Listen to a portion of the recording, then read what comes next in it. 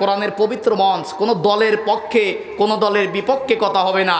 কোরআনের পবিত্র মঞ্চে কথা হবে একমাত্র আল্লাহর কোরআন থেকে, ঠিক কিনা বলেন? কিন্তু দেখা যাচ্ছে কিছু বক্তাও তৈরি হয়েছে, কোরআনের মঞ্চটাকে একটা দলীয় রাজনৈতিক মঞ্চ তৈরি করে ফেলেছে। কথা বলেন না কেন? এক প্রকার বক্তাই কাজ করতেছে, দ্বিতীয় কিছু নেতারা কোরআনের মঞ্চে এসে 2-4 হাজার টাকা হাদিয়া দিয়ে সালাম বিনিময়ের নামে জাতির কাছে ভোট চাচ্ছে। তখন জাতির সামনে রাজনীতি হয় না।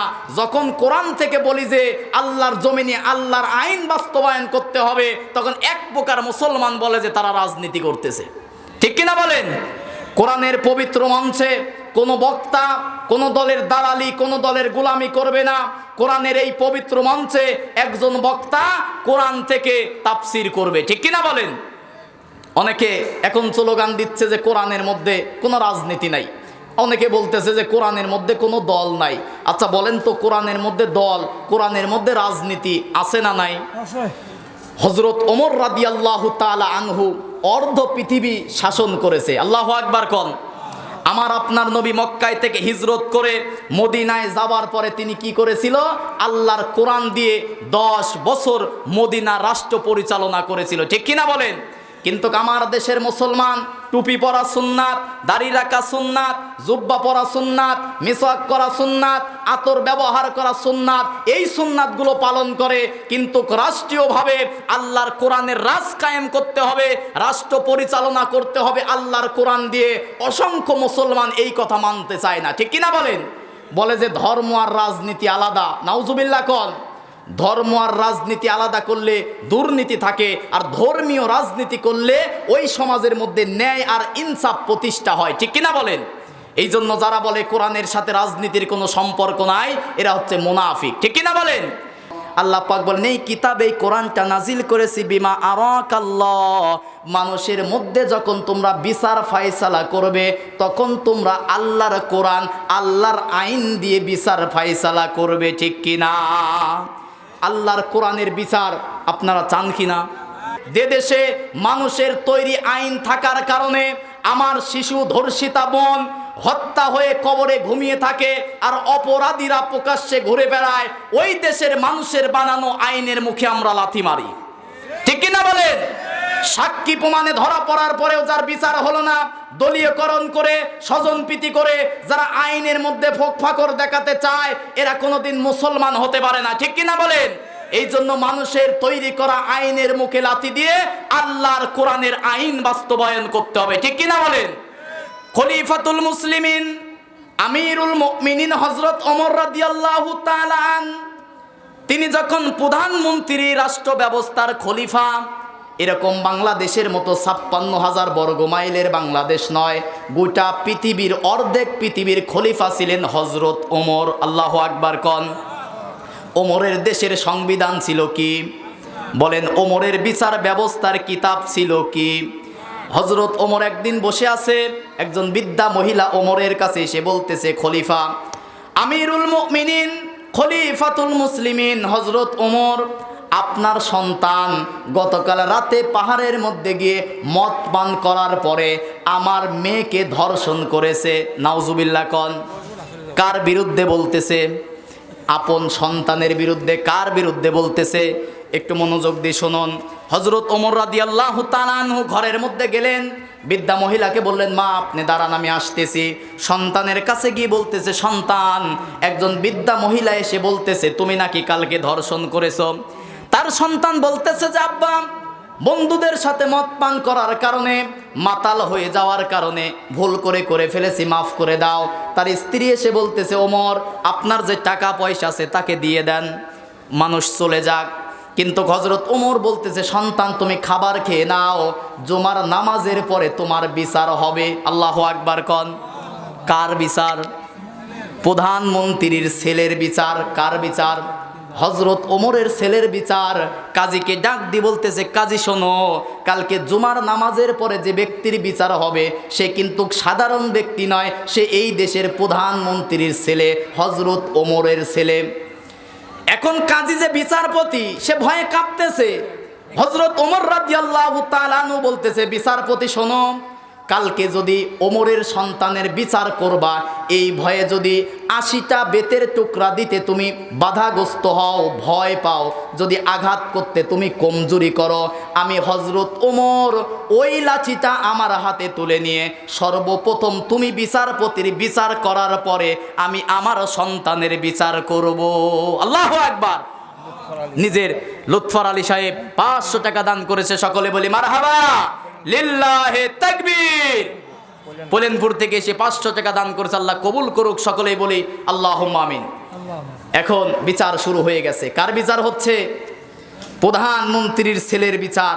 আমার দেশে যদি হতো এই মামলাই তো কোর্টে নেওয়া হতো না, ঠিক কিনা বলেন?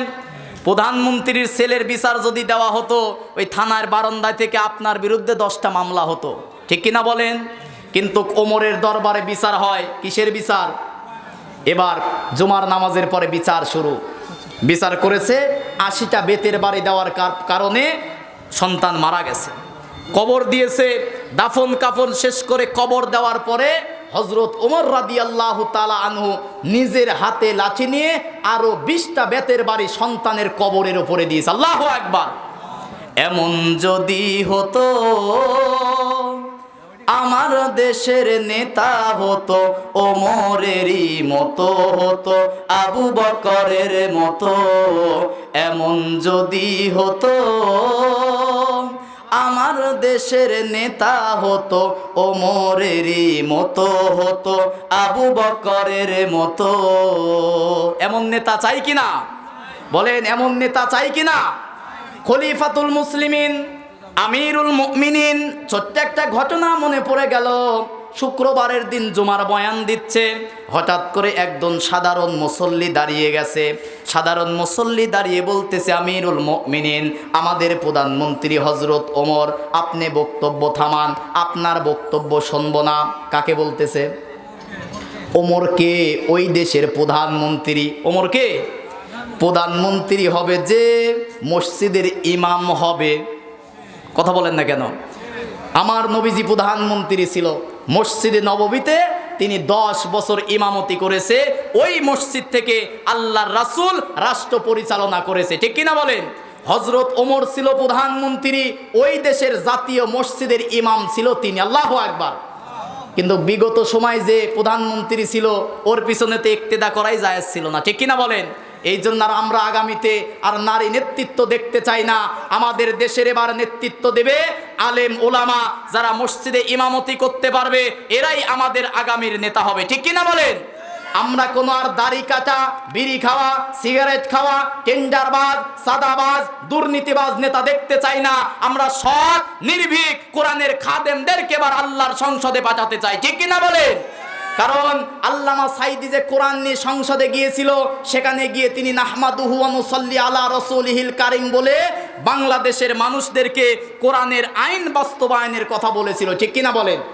96% মুসলমানের দেশে সংবিধান যদি হয় আল্লাহর কোরআন, হযরত ওমর যেভাবে দেশের মধ্যে শান্তি নিয়ে এসেছিল, আমার বাংলাদেশে আবার শান্তি ফিরে আসবে, ঠিক কিনা বলেন? বাংলাদেশের মানুষের এখন একটাই কথা, দেশে আমরা শান্তি চাই। কি চাই বলেন না কেন?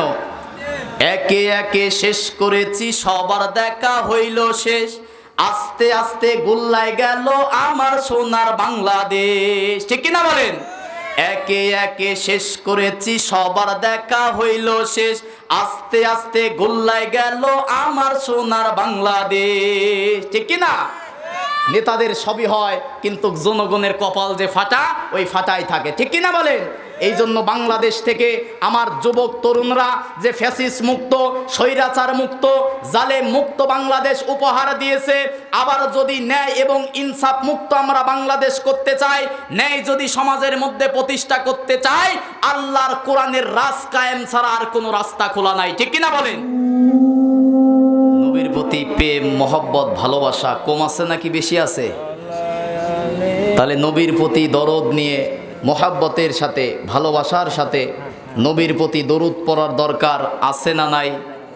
যে ব্যক্তি যত বেশি নবীর প্রতি দরুদ পড়বে, কাল কিয়ামতের কঠিন মুসিবতের দিনে সে তত তাড়াতাড়ি নবী সাল্লাল্লাহু আলাইহি ওয়াসাল্লামের কাছ থেকে হাউজে কাউসারের পানি পান করে তত তাড়াতাড়ি জান্নাতে যেতে পারবে। কোন সুবহানাল্লাহ।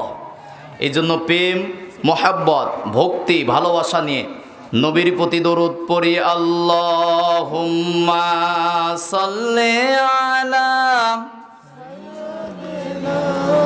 মাওলানা মুহাম্মদ ওয়া আলা আলি সাইয়্যিদিনা রাসূলানা মুহাম্মদ। আল্লাহুম্মা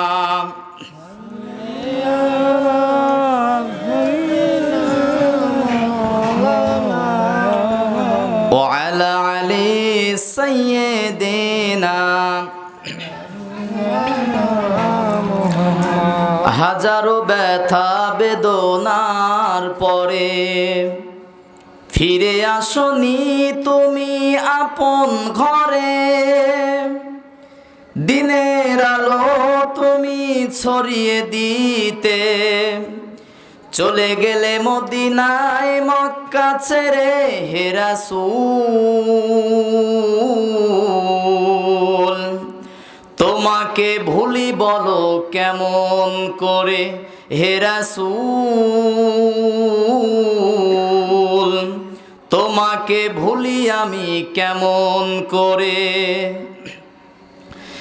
খেয়ে না খেয়ে দিন প্রচারের কাজে নিজেকে দিয়েছ বিলিয়ে, তায়েফের কাফেরেরা চিনল না সে আলো, দুষ্টু ছেলেদের পিছু দিল লেলিয়ে। পাথরের আঘাতে ক্ষত বিক্ষত হয়ে সারা শরীর থেকে রক্ত ঝরে হে রাসূল। তোমাকে ভুলি বলো কেমন করে হে রাসূল, তোমাকে ভুলি আমি কেমন করে। হেরার গুহায় তোমারই ধ্যান, আসমান থেকে নামে আল কোরআন। হেরার গুহায় তোমারই ধ্যান, আসমান থেকে নামে আল কোরআন। ভাঙলো সবার ভুল তোমার ওপরে, আসলো কোরআনের ছায়া তলে। খালিদ ওমর আলী আবু বকর ইসলামী ঝান্ডা নিল যে তুলে। আল আমিন তুমি ছিলে চিরদিন সকল মানুষেরই তরে হে রাসূল। তোমাকে ভুলি বলো কেমন করে হে রাসূল, তোমাকে ভুলি আমি কেমন করে। আলহামদুলিল্লাহ। অলিকুল শিরোমণি ফুরফুরা শরীফের খলিফা মরহুম আলহাজ হজরত মৌলানা নওয়াব আলী পীর কেবলা সাহেবের স্মরণে ঐতিহাসিক বিরাট ইসলামী জালসা ও ইসালে সোয়াব দওপাড়া নোয়াবিয়া দরবার শরীফ প্রাঙ্গণে আল্লাহ রব্বুল আলামিন বার্ষিক এই ঐতিহাসিক বিরাট ইসলামী জালসা ও ইসালে সোয়াবকে কিয়ামত পর্যন্ত কবুল করুন, সকলেই বলি আল্লাহুম্মা আমিন। এখানে পীরজাদা হজরত মৌলানা মোহাম্মদ আবু ইউসুফ খান হাদুলি সাহেবের শুভ আগমনে উনি কি আসবে? আসছে না? যাক, পীরজাদা হজরত মৌলানা মোহাম্মদ আবু ইউসুফ খান হাদুলি সাহেব, আল্লাহ রব্বুল আলামিন আল্লাহর এই বান্দাদেরকে ইসলামের জন্য কোরআনের জন্য কবুল করুন, আমরা সকলেই বলি আল্লাহুম্মা আমিন। আজকের মাহফিলের সভাপতিত্ব করছেন জনাব মোহাম্মদ আব্দুল মজিদ ব্যাপারী সাহেব। আল্লাহ রব্বুল আলামিন আল্লাহর এই বান্দাকে কবুল করুন, আমরা সকলেই বলি আল্লাহুম্মা আমিন। প্রধান অতিথি আমাদের চাটমোহর ভাঙ্গুরা ফরিদপুরের জাতীয়তাবাদী বিএনপির মনোনীত এমপি পদপ্রার্থী জনাব কৃষিবিদ হাসান জাফির তুহিন সাহেব, উনি আমাদের মেহমান। আল্লাহ রাব্বুল আলামিন আমাদের প্রিয় ভাইকে ইসলামের জন্য, মানবতার জন্য হযরত ওমরের মতো কবুল করুন, সকলেই বলি আল্লাহুম্মা আমিন। সম্মানিত মেহমান জনাব মোহাম্মদ কে এম আনোয়ারুল ইসলাম, আমাদের এলাকার মানুষ, মুরব্বী, আল্লাহ পাক যেন তাকেও ইসলামের জন্য কবুল করে, সকলেই বলি আল্লাহুম্মা আমিন। সম্মানিত মেহমানের মধ্যে আরও একজনের নাম রয়েছে জনাব অধ্যাপক মাওলানা মোহাম্মদ আলী আসগার, বাংলাদেশ জামাত ইসলামী মনোনীত নমিনি। জামাতের কোনো পদপ্রার্থী হয় না, এদের জন্য দল থেকে যেটা সিদ্ধান্ত করা হয়, প্রিয় রাহবার অধ্যাপক মাওলানা মোহাম্মদ আলী আসগার, আল্লাহ পাক যেন ইসলাম বিজয়ের লক্ষ্যে, মানবতার কল্যাণে, মানবতার এই সমাজের মধ্যে ন্যায় ইনসাফ প্রতিষ্ঠার জন্য, ইসলামের জন্য অধ্যাপক মাওলানা মোহাম্মদ আলী আসগারকে কবুল করে, আমরা সকলেই বলি আল্লাহুম্মা আমিন। বিশেষ অতিথির মধ্যে অসংখ্য নাম, আমি এত নাম পড়ি না, এরপরেও কয়েকজনের নাম বললাম যেহেতু তারা আমাদের মেহমান। বিশেষ অতিথিদের মধ্যে অসংখ্য মানুষের নাম, যাদের নাম আছে, আল্লাহ রাব্বুল আলামিন যেন তাদের সকলকে ইসলাম এবং কোরআনের জন্য, এ দেশের কল্যাণে তাদেরকে কবুল করে, আমরা সকলেই বলি আল্লাহুম্মা আমিন। সম্মানিত সামনে বসা দিনদার, ইমানদার, ইসলাম প্রিয় যুবক ভাইরা, বাবার বয়সী মুরব্বীরা, পর্দার অন্তরালে চোবনদাতা মা ও বোনেরা, যে যেখান থেকে কোরআনের কথা শুনছেন, আসুন সর্বপ্রথম আমরা সেই মহান আল্লাহ সুবহানাহু ওয়া তাআলার দরবারে নত শিরে কালিমাতুশ শুকরিয়া আদায় করি, যে মহান আল্লাহ সুবহানাহু ওয়া তাআলা আমাকে আপনাকে জান্নাতের বাগানে জান্নাতি মেহমান হয়ে আসার এবং বসার তৌফিক দান করেছে। সকলেই সেই মহান আল্লাহ পাকের দরবারে কালিমাতুশ শুকরিয়া আদায় করে সকলে বলছি আলহামদুলিল্লাহ। একটু জবান ছেড়ে সকলে বলি আলহামদুলিল্লাহ। লোক হবে ইনশাল্লাহ, তাবারক যেহেতু আছে। গত বছরে আমি এখানে এসেছিলাম, প্রায় 10টার দিকে মঞ্চে উঠেছিলাম, আমার সেদিন একটা প্রোগ্রাম ছিল। আপনাদের এখানকার সেই সময়তে এত বড় টেবিল ছিল না, নিচেই মঞ্চ করা হয়েছিল, সাউন্ড সিস্টেম খুব ভালো ছিল। আজকেও আলহামদুলিল্লাহ অনেক সুন্দর। আপনাদের সেই দাওপাড়ার মাঠে বড় মাহফিলত আমি করেছিলাম, দীর্ঘ 2 ঘন্টা কথা বলেছিলাম। এইদিকে আমি আসি, অনেকেই আমার পরিচিত, এজন্য বাহিরে যারা ঘোরাফেরা করতেছেন, আসুন একটা দিন কোরআনের পিছনে খরচ করার দরকার আছে না নাই? বলেন না কেন? আমাদের সাবেক প্রধানমন্ত্রী হসপিটালের বেদে কাতরাচ্ছে, কত টাকা, কত ক্ষমতা, কত উন্নত চিকিৎসা, কিন্তু যতই প্রোটোকল দেওয়া হোক, আজরাইলের হাত থেকে কেউ আমরা বাঁচতে পারবো? কথা বলেন না কেন? সবাইকে যেহেতু মরতে হবে, কবরে যেতে হবে, কবরে কিন্তু কোনো দলের পরিচয়, কোনো সম্পদশালী, কোনো ক্ষমতাশালী কারোর কোনো পরিচয় নাই। কবরে যদি আপনি নেক আমল নিয়ে যেতে পারেন, কবরটা আপনার জন্য হবে জান্নাতের বাগান। বলুন সুবহানাল্লাহ। এই জন্য কবরে কোনো দলের পরিচয়, ব্যক্তির পরিচয়, নেতার পরিচয়, কোনো হুজুরের পরিচয়, আলেমের পরিচয় থাকবে না। কবরে একটাই পরিচয় থাকবে, যদি তুমি নেক আমল নিয়ে কবরে আসতে পারো, ওই কবরটা হবে তোমার জন্য জান্নাতের বাগান। আর যদি নেক আমল ছাড়া কবরে যায়, ওটাই হবে জাহান্নামের ঘাঁটি। ঠিক কিনা বলেন? কোরআনের মঞ্চে কোরআন থেকে কথা হবে, আর কোরআনের মঞ্চ এটা পবিত্র মঞ্চ। কোরআনের কথা যেখানে বলা হয়, স্বয়ং আল্লাহ রাব্বুল আলামিন বলেছেন সেই জায়গাটা দুনিয়ার আর কোনো সাধারণ জায়গা থাকে না, সেই জায়গাটা আল্লাহর জান্নাতের বাগান হয়ে যায়। কোন সুবহানাল্লাহ। ভাবতে পারেন এই খেরের উপরে কার্পেটের ওপরে বসেছেন, সামান্য সামিয়ানা আছে, কিন্তু এটার সাধারণ কোনো মজলিস নাই। এই মজলিসটা এখন জান্নাতের বাগানও হয়ে গেছে, কারণ এই মজলিসে কথা হবে আল্লাহর কোরআন থেকে। ঠিক কিনা বলেন? এই যে কোরআন আমার হাতে দেখতেছেন, এই কোরআন কিন্তু সৃষ্টি নয়, এই কোরআন কিন্তু স্বয়ং আল্লাহ রাব্বুল আলামিনের মুখের কথা। সুবহানাল্লাহ কোন? তাহলে আল্লাহর মুখের কথা আমরা শুনতে বসেছি।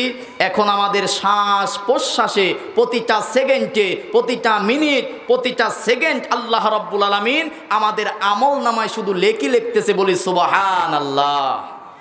আসুন রাসূলের প্রতি দরুদ ও সালাম পাঠ করে, যেহেতু আমার পরে আরো দুজন বক্তা আছে, প্রধান আলোচক আমার প্রিয় স্যার হযরত মাওলানা ডক্টর মনিরুজ্জামান ইউসুফি, অত্যন্ত শিক্ষিত মানুষ, বিসিএস ক্যাডার, অসাধারণ কথা বলে।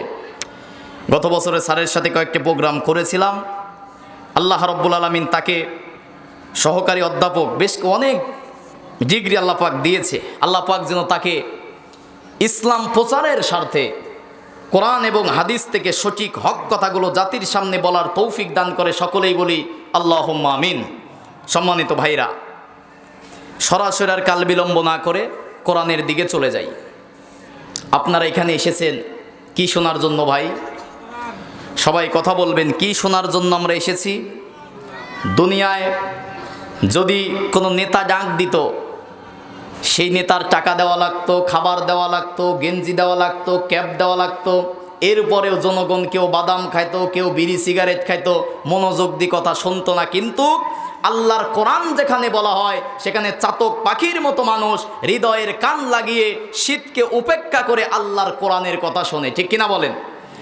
এই বাংলাদেশ ওলি আউলিয়ার বাংলাদেশ, এই বাংলাদেশ মসজিদ মাদ্রাসার বাংলাদেশ, এই বাংলাদেশ আলেম ওলামার বাংলাদেশ। ঠিক কিনা বলেন?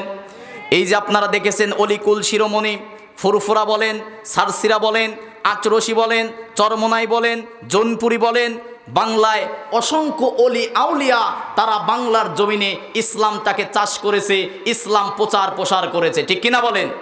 এই জন্য এটা শাহজালালের বাংলাদেশ, শাহপরানের বাংলাদেশ, তিতুমিরের বাংলাদেশ, খানজাহানের বাংলাদেশ।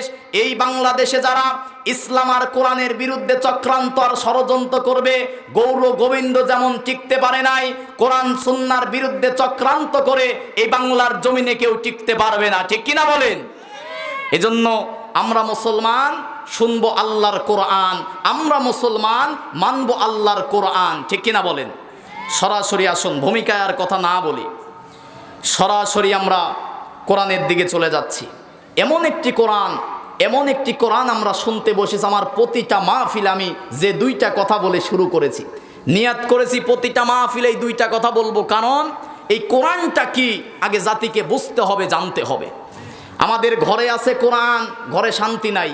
মসজিদে আছে কোরআন, এখনো মসজিদে খুতবা দিলে বাধা দেয়। মাদ্রাসায় আছে কোরআন, শান্তি নাই। এই কোরআন কেন এসেছে, কি জন্য এসেছে মুসলমান জানেই না।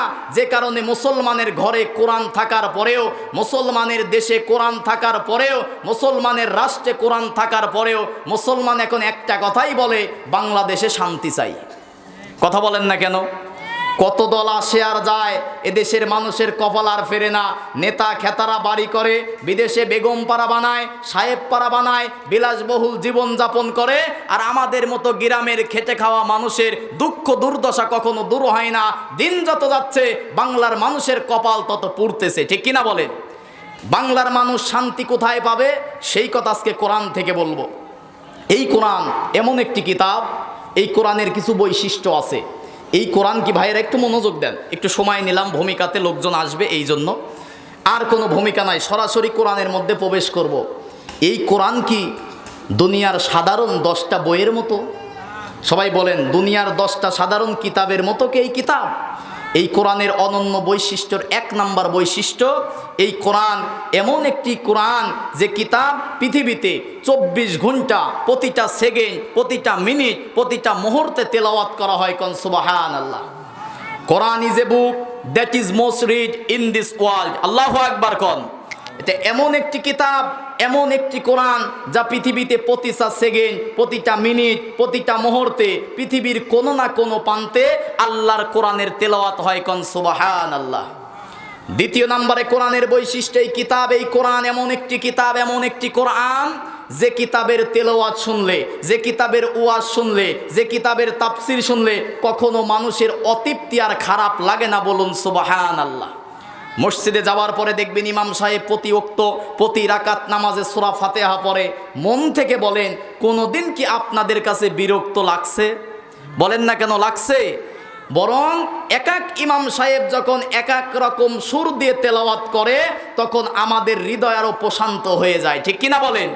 এই কোরআন অনন্য 3 নাম্বার বৈশিষ্ট্য, এই কোরআন এমন একটি কিতাব, the number of the people who have memorize the holy book Quran countless. এটা এমন একটি কিতাব, এমন একটি কোরআন যার পৃথিবীতে মুখস্থকারীর সংখ্যা সবচেয়ে বেশি। সুবহানাল্লাহ কোন পৃথিবীতে এমন কোনো বই আছে কি কেউ 10 পৃষ্ঠা হুবহুব মুখস্থ বলতে পারবে? আপনাদের জানা মতে আছে? কিন্তু আল্লাহর এই কোরআনের 30 পারা কোরআনের হাফেজ আপনাদের দৌপাড়া, কল্যাণপুর, মথুরাপুর কোরআনের হাফেজ আছে না নাই? সবাই কথা বলেন, আছে না নাই? তার মানে এই কোরআন দুনিয়ার সাধারণ 10টা কিতাবের মতো নয়। এই কোরআন আল্লাহর পক্ষ থেকে নাজিল হওয়া, নির্ভুল, নির্ভেজাল, নিষ্কলুষ, সন্দেহমুক্ত আল্লাহর নাজিল করা কিতাব। জোরে বলুন সুবহানাল্লাহ। এবার আসুন মূল আলোচনার দিকে যাই। আল্লাহ রাব্বুল আলামিন কেমন কিতাব, কেমন কোরআন মানুষের মুক্তির জন্য, মানুষের নাজাতের জন্য নাজিল করেছে। আল্লাহ পাক এমন একটি কিতাব, এমন একটি কোরআন আমাকে আপনাকে দান করেছে। এই কোরআনের মধ্যে কোনো ভুল, এই কোরআনের মধ্যে কোনো মিথ্যা নাই। জোরে বলুন সুবহানাল্লাহ। আল্লাহ রাব্বুল আলামিন কোরআন খোলার সঙ্গে সঙ্গেই চ্যালেঞ্জ করে দিয়ে বলতেছেন, আলিফ লাম মিম যালিকাল কিতাবু লা রাইবা ফি হুদাল লিল মুত্তাকিন। জোরে বলুন আল্লাহু আকবার। আল্লাহ রাব্বুল আলামিন বলেন যালিকাল কিতাব, এটা এমন একটি কিতাব, লা রাইবা ফি, যে কিতাবের মধ্যে কোনো ভুল নাই, যে কিতাবের মধ্যে কোনো মিথ্যা নাই। এই কোরআনের মধ্যে ভুল যে আছে, মিথ্যা যে আছে, এটার সন্দেহের কোনো অবকাশ নাই। জোরে বলুন সুবহানাল্লাহ। তাহলে এটা এমন কোরআন, এমন কিতাব যে কিতাবের মধ্যে, যে কোরআনের মধ্যে কোনো ভুল। সবাই কথা বলবেন, আমার আলোচনা কি বুঝতে পারতেছেন? খুব মনোযোগ দিয়ে আস্তে আস্তে আগাবো। এই কিতাবের মধ্যে, এই কোরআনের মধ্যে কোনো ভুল, কোনো মিথ্যা। তাহলে যে কিতাবের মধ্যে কোনো ভুল নাই, যে কিতাবের মধ্যে কোনো মিথ্যা নাই, সেই আল্লাহর কিতাব মানার দরকার মুসলমানদের আছে না নাই? বলেন, যে কিতাবের মধ্যে কোনো ভুল নাই, নির্ভেজাল, নির্ভুল, নিষ্কলুষ, সন্দেহমুক্ত আল্লাহর কিতাব, এই কিতাব, এই কোরআন মুসলমানদের মানার দরকার আছে না নাই? দ্বিতীয় নাম্বার কথা, ভূমিকার দ্বিতীয় নাম্বার কথা, এই কোরআনের মতো কোরআন রচনা করা, এই কিতাবের মতো কিতাব লিপিবদ্ধ করা পৃথিবীর কোনো মানুষের পক্ষে সম্ভব নয়। কোন সুবহানাল্লাহ। আল্লাহ রাব্বুল আলামিন ধাপে ধাপে চ্যালেঞ্জ করে দিয়েছেন, এই কোরআনের মতো কোরআন তোমাদের রচনা করতে হবে না। কোরআনের ছোট্ট 10টা সূরার মতো সূরাও রচনা করতে হবে না। ছোট্ট একটা আয়াতের মতো আয়াত রচনা করতে হবে না। সামান্য কিছু অংশ তোমরা রচনা করে নিয়ে আসো। 1500 বছর হয়ে গেল, বলুন তো কোরআনের মতো কোরআন রচনা করা কি পৃথিবীর মানুষের পক্ষে সম্ভব হয়েছে? আল্লাহ রাব্বুল আলামিন সূরা বনী ইসরাইলের 88 নম্বর আয়াতের মধ্যে বলেন, কুল্লা ইনজিতামাতিল ইনসু ওয়াল জিন্নু আলা আইয়াতু বিমিসলি হাযাল কুরআন লা ইয়াতুনা বিমিসলিহি ওয়ালাউ কানা বা'দুহুম লিবা'দিন যাহিরা। জোরে বলুন আল্লাহু আকবার।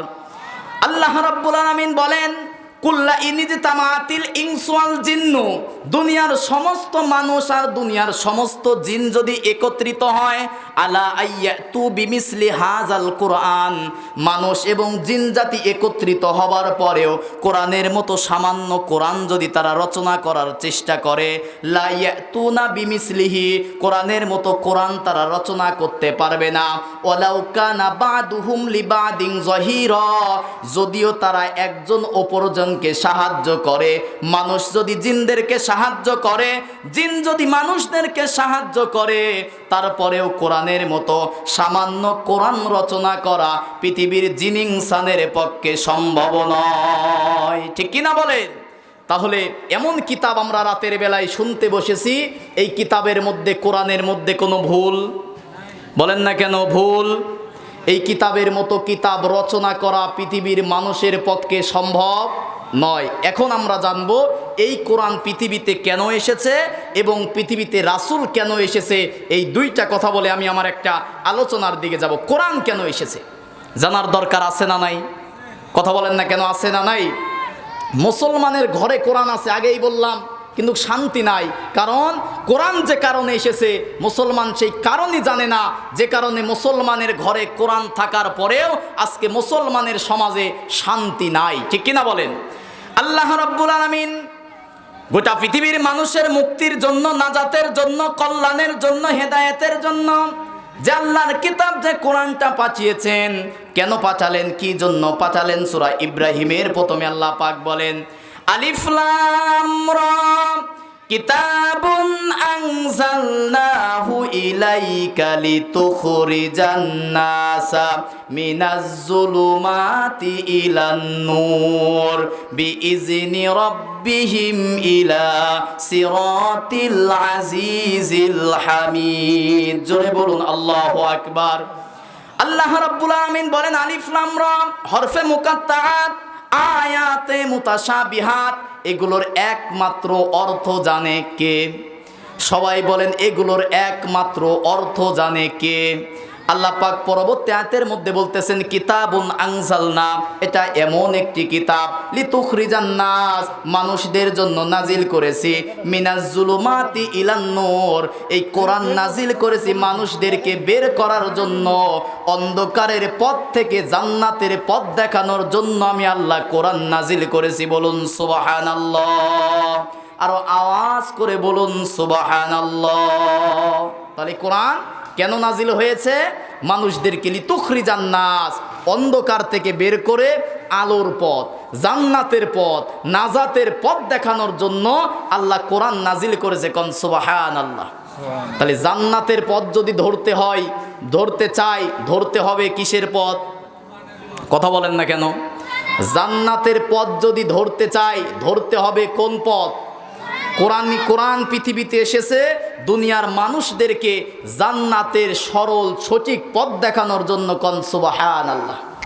আল্লাহ রাব্বুল আলামিন গোটা পৃথিবীর মানুষের মুক্তির জন্য, কল্যাণের জন্য কোরআন নাজিল করেছে। সূরা বাকারার 185 নম্বর আয়াতের মধ্যে বলেন, শাহরু রমাদানাল্লাযী উনজিলা ফীহিল কুরআন হুদাল লিন্নাস ওয়া বাইয়িনাতিম মিনাল হুদা ওয়াল ফুরকান। জোরে বলুন আল্লাহু আকবার। আল্লাহ রাব্বুল আলামিন বলেন, শাহরু রমাদানাল্লাযী উনজিলা ফীহিল কুরআন, নিশ্চয়ই কোরআনটা রমজান মাসে আমি আল্লাহ রাব্বুল আলামিন নাজিল করেছি। কি জন্য নাজিল করেছি? এই কারণে নাজিল করেছি, হুদাল লিন্নাস, মানুষদেরকে সঠিক পথ দেখানোর জন্য আমি আল্লাহ রাব্বুল আলামিন কোরআন নাজিল করেছি। বলি সুবহানাল্লাহ। এখন 5 ওয়াক্ত নামাজে গিয়ে আমরা আল্লাহর কাছে বলি, আল্লাহ ইহদিনাস সিরাতাল মুস্তাকিম, আল্লাহ আমাকে সরল সঠিক সিরাতাল মুস্তাকিমের পথ দেখাও। প্রতি ওয়াক্ত, প্রতি রাকাতে নামাজে আমরা পড়ি, ঠিক কিনা বলেন? এবার বলেন তো, সিরাতাল মুস্তাকিম, এই যে প্রতি ওয়াক্ত নামাজে যে আমরা চাইলাম, এই সিরাতাল মুস্তাকিম কি চাটমোহর বাজারে পাওয়া যায়? পাবনা বাজারে পাওয়া যায়? সিরাতাল মুস্তাকিম কোথায় পাওয়া যায়? আল্লাহ পাক সূরা ইয়াসিনের মধ্যে বলেছেন, ওয়া নি'বুদুনি, তোমরা আমি আল্লাহর ইবাদত করো, ওয়া হাযা সিরাতুম মুস্তাকিম, এটাই হচ্ছে সিরাতাল মুস্তাকিমের পথ। বলুন সুবহানাল্লাহ। তাহলে জান্নাতের পথ আল্লাহর কোরআনের পথ, ঠিক কিনা বলেন? আল্লাহ রাব্বুল আলামিন সূরা নাহলের 44 নম্বর আয়াতের মধ্যে বলেন, ওয়া আনজালনা ইলাইকাজ যিকরা লিতুবাইয়িনা লিন-নাসি মা নুজ্জিলা ইলাইহিম ওয়া লাআল্লাহুম ইয়াতাফাক্কারুন। জোরে বলুন আল্লাহু আকবার। আল্লাহ রাব্বুল আলামিন বলেন, ওয়া আনজালনা ইলাইকা যিকরা লিতুবাইয়িনা লিন-নাস, হে নবী আপনার কাছে মানুষের মুক্তির জন্য, নাজাতের জন্য যে কিতাব, যে কোরআনটা নাজিল করেছি, এই কোরআনটা নাজিল করেছি লিতুবাইয়িনা লিন-নাস, মানুষের সমস্যার সমাধান দেওয়ার জন্য আমি আল্লাহ রাব্বুল আলামিন কোরআন নাজিল করেছি। বলুন সুবহানাল্লাহ। তাহলে কোরআন নাজিল হয়েছে। সবাই একটু কথা বলেন, একটু শ্রোতাদের আমি মজা পাচ্ছি না, আপনারা কথা না বললে আলোচনা করতে পারবো না। সব সমস্যার সমাধান দিতে পারে, সবাই বলেন সব সমস্যার সমাধান দিতে পারে। তাহলে কোরআন থেকে কি মানুষের জীবনের সমস্যার সমাধান নেওয়ার দরকার আছে না নাই? একটা মানুষের ব্যক্তিগত জীবন, পারিবারিক জীবন, সামাজিক জীবন, যুদ্ধনীতি, সন্ধিনীতি, পররাষ্ট্রনীতি, রাজনীতি, অর্থনীতি, এক কথায় একটা মানুষের জীবনে যা দরকার সব কিছু আল্লাহ কোরআনের মধ্যে দিয়েছে। কোন সুবহানাল্লাহ। আল্লাহ রাব্বুল আলামিন সূরা ফুরকানের 33 নম্বর আয়াতের মধ্যে বলেন, ওয়ালা ইয়াতুনাকা বিমাসালিন ইল্লা জিনাকা বিল হাক্কি ওয়া আহসানা তাফসীরা। জোরে বলুন আল্লাহু আকবার। আল্লাহ রাব্বুল আলামিন বলেন, হে নবী দুনিয়ার মানুষ যখন আপনার কাছে বিভিন্ন সমস্যা নিয়ে আসবে, আপনি তখন আপনার মস্তিষ্ক প্রসূত কোনো কথা বলবেন না। দুনিয়ার মানুষ যখন আপনার কাছে আসবে, আপনি তখন দুনিয়ার মানুষদেরকে কোরআন থেকে ব্যাখ্যা করে দুনিয়ার মানুষদেরকে সমস্যার সমাধান দিয়ে দিবেন। বলুন সুবহানাল্লাহ। আল্লাহ রাব্বুল আলামিন সূরা বনী ইসরাইলের 82 নম্বর আয়াতের মধ্যে বলেন, ওয়ানুনাজ্জিলু মিনাল কুরআনি মা হুয়া শিফাউ ওয়া রাহমাতুল লিল মুমিনিন ওয়া লা ইয়াজিদুজ জালিমিনা ইল্লা খাসারা। জোরে বলুন আল্লাহু আকবার। আল্লাহ রাব্বুল আলামিন বলেন, ওয়ানুনাজ্জিলু মিনাল কুরআন, হে নবী আপনার কাছে যে কিতাব, যে কোরআনটা নাজিল করেছি, মা হুয়া শিফা, পৃথিবীর মানুষের সব সমস্যার সমাধান দিয়ে আমি আল্লাহ রাব্বুল আলামিন কোরআন নাজিল করেছি। বলুন সুবহানাল্লাহ। তাহলে সব সমস্যার সমাধান দিতে পারে, সবাই বলেন না কেন সব সমস্যার সমাধান দিতে পারে। তাহলে সেই কোরআনের কাছে সমস্যার সমাধান নেওয়ার দরকার আছে না নাই? বলেন না কেন কোরআনের কাছে সমস্যার সমাধান নেওয়ার দরকার আছে না নাই? একটা মানুষের ব্যক্তিগত জীবন, পারিবারিক জীবন, সামাজিক জীবন, রাষ্ট্রীয় জীবন, যুদ্ধনীতি, সন্ধিনীতি, পররাষ্ট্রনীতি, রাজনীতি সব করতে হবে কেমন করে? আল্লাহ পাক কোরআনের মধ্যে দিয়েছে। কোন সুবহানাল্লাহ। এখন অনেকের মুখে বলা যায় কোরআনের পবিত্র মঞ্চ, কোনো দলের পক্ষে কোনো দলের বিপক্ষে কথা হবে না, কোরআনের পবিত্র মঞ্চে কথা হবে একমাত্র আল্লাহর কোরআন থেকে। ঠিক কিনা বলেন? কিন্তু দেখা যাচ্ছে কিছু বক্তাও তৈরি হয়েছে, কোরআনের মঞ্চটাকে একটা দলীয় রাজনৈতিক মঞ্চ তৈরি করে ফেলেছে। কথা বলেন না কেন? এক প্রকার বক্তাই কাজ করতেছে, দ্বিতীয় কিছু নেতারা কোরআনের মঞ্চে এসে 2-4 হাজার টাকা হাদিয়া দিয়ে সালাম বিনিময়ের নামে জাতির কাছে ভোট চাচ্ছে। তখন জাতির সামনে রাজনীতি হয় না। যখন কোরআন থেকে বলি যে আল্লাহর জমিনে আল্লাহর আইন বাস্তবায়ন করতে হবে, তখন এক প্রকার মুসলমান বলে যে তারা রাজনীতি করতেছে। ঠিক কিনা বলেন? কোরআনের পবিত্র মঞ্চে কোনো বক্তা কোনো দলের দালালি, কোনো দলের গোলামি করবে না। কোরআনের এই পবিত্র মঞ্চে একজন বক্তা কোরআন থেকে তাফসীর করবে। ঠিক কিনা বলেন? অনেকে এখন স্লোগান দিচ্ছে যে কোরআনের মধ্যে কোনো রাজনীতি নাই, অনেকে বলতেছে যে কোরআনের মধ্যে কোনো দল নাই। আচ্ছা বলেন তো, কোরআনের মধ্যে দল, কোরআনের মধ্যে রাজনীতি আছে না নাই? হযরত ওমর রাদিয়াল্লাহু তাআলা আনহু অর্ধ পৃথিবী শাসন করেছে। আল্লাহু আকবার কোন। আমার আপনার নবী মক্কায় থেকে হিজরত করে মদিনায় যাওয়ার পরে তিনি কি করেছিল? আল্লাহর কোরআন দিয়ে 10 বছর মদিনা রাষ্ট্র পরিচালনা করেছিল। ঠিক কিনা বলেন? কিন্তু আমার দেশের মুসলমান টুপি পরা সুন্নাত, দাড়ি রাখা সুন্নাত, জুব্বা পরা সুন্নাত, মিসওয়াক করা সুন্নাত, আতর ব্যবহার করা সুন্নাত, এই সুন্নাতগুলো পালন করে। কিন্তু রাষ্ট্রীয়ভাবে আল্লাহর কোরআনের রাজ কায়েম করতে হবে, রাষ্ট্র পরিচালনা করতে হবে আল্লাহর কোরআন দিয়ে। অসংখ্য মুসলমান এই কথা মানতে চায় না। ঠিক কিনা বলেন? বলে যে ধর্ম আর রাজনীতি আলাদা। নাউজুবিল্লাহ কোন।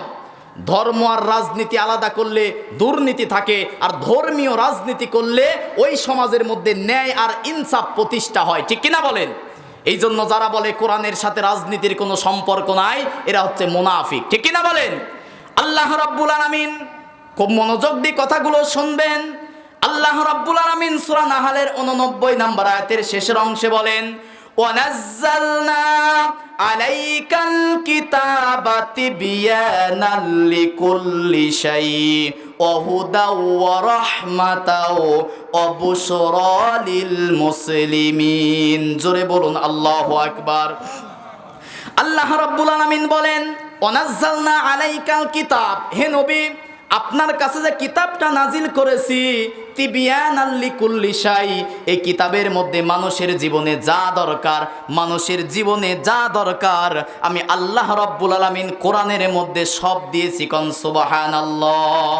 আল্লাহ রাব্বুল আলামিন এই আয়াতের ব্যাখ্যা বোঝার জন্য সূরা আনআমের 38 নম্বর আয়াতের শেষের অংশে বলেন, মা ফাররাতনা ফিল কিতাবি মিন শাই সুম্মা ইলা রাব্বিহিম ইহশারুন। জোরে বলুন আল্লাহু আকবার।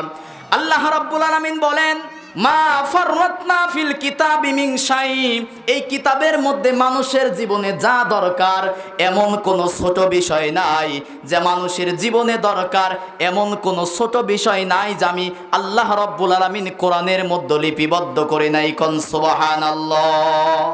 মানুষের জীবনে যা দরকার, রান্নাঘর থেকে শুরু করে সংসদ ভবন কিভাবে চলবে, একজন মুসলমান ঘুমানো থেকে শুরু করে কিভাবে ঘুম থেকে উঠবে, প্রত্যেকটা বিষয়ে আল্লাহ রাব্বুল আলামিন কোরআনের মধ্যে বিস্তারিত বর্ণনা করেছে। কোন সুবহানাল্লাহ।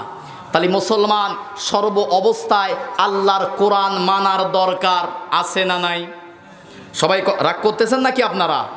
মুসলমান কোরআন মানার দরকার আছে না নাই? এক জায়গায় নাকি সব জায়গায়? বলেন না কেন, এক জায়গায় নাকি সব জায়গায়? আল্লাহ রাব্বুল আলামিন সূরা বাকারার 208 নম্বর আয়াতের মধ্যে বলেন, ইয়া আইয়ুহাল্লাযীনা আমানু দুখুলু ফিস সিলমি কাফা ওয়া লা তাত্তাবিউ খুতুওয়াতিশ শাইতান ইন্নাহু লাকুম আদুউম মুবিন। জোরে বলুন আল্লাহু আকবার। আল্লাহ রাব্বুল আলামিন বলেন, ইয়া আইয়ুহাল্লাযীনা আমানু, হে যাহারা ঈমানের দাবি করো, ঈমানদারেরা শোনো, আমরা যারা আছি আমরা সবাই কি? বলেন আমরা সবাই কি? ঈমানদারদেরকে আল্লাহ পাক বলতেছেন উদুখুলু, প্রবেশ করো। ফেলে আমর ব্যবহার করে আল্লাহ পাক বলতেছেন ফিস সিলমি, ইসলামের মধ্যে কাফা, পরিপূর্ণভাবে ইসলামের মধ্যে প্রবেশ করো। হুকুম কার? আল্লাহ রাব্বুল আলামিন এই সূরা বাকারার 85 নম্বর আয়াতের মধ্যে বলেন, আফাতুমিনুনা বিবাদিল কিতাবি ওয়া তাকফুরুনা বিবাদ ফামা জাযাউ মান ইয়াফআলু যালিকা মিনকুম ইল্লা খিজিয়ুন ফিল হায়াতিদ দুনিয়া। জোরে বলুন আল্লাহু আকবার। আল্লাহ রাব্বুল আলামিন বলেন, আফাতুমিনুনা বিবাদিল কিতাব, তোমরা কি কিতাবের কিছু অংশ মানবে আর কিতাবের কিছু অংশ ছেড়ে দিবে নাকি? আপনারা বলেন, কিতাবের কিছু অংশ মানবেন আর কি কিছু অংশ ছেড়ে দিবেন নাকি? এই কিতাবের পুরা কিতাব মানার দরকার আছে না নাই? বলেন না কেন, পরিপূর্ণ কোরআন মানার দরকার আছে না নাই? তাহলে কোরআন মানবো এক জায়গায় নাকি সব জায়গায়? বলেন, কোরআন মানবো এক জায়গায় নাকি সব জায়গায়? কিন্তু আমরা কি সব জায়গায় কোরআন মানি?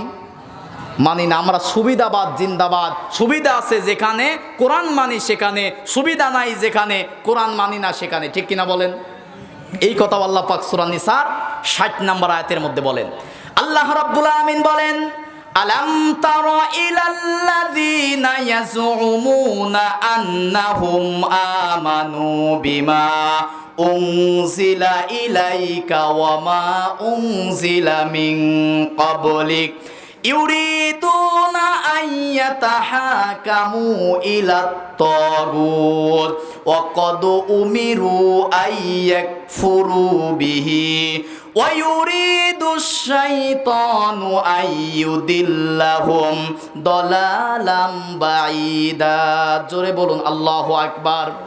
তাফসিরে কাবীর আল্লামা ফখরউদ্দীন রাজি, তাফসিরে ফি জিলালিল কোরআন আল্লামা শহীদ সাইদ কুতুব রহমাতুল্লাহ আলাই জেলখানার মধ্যে বসে আয়াতের ব্যাখ্যা লিখে বলতেছেন, আলাম তারা, আল্লাহ বলেন হে নবী আপনি দেখবেন, ইলাল্লাযিনা ইয়াজউমুনা আন্নাহুম আমানু, কিছু মানুষ আছে তারা বলবে ঈমান এনেছি আল্লাহর প্রতি।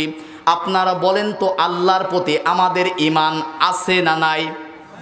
সবাই বলেন আল্লাহর প্রতি আমাদের ঈমান আছে না নাই? শুধু মুখে বলি আল্লাহর প্রতি ঈমান আছে।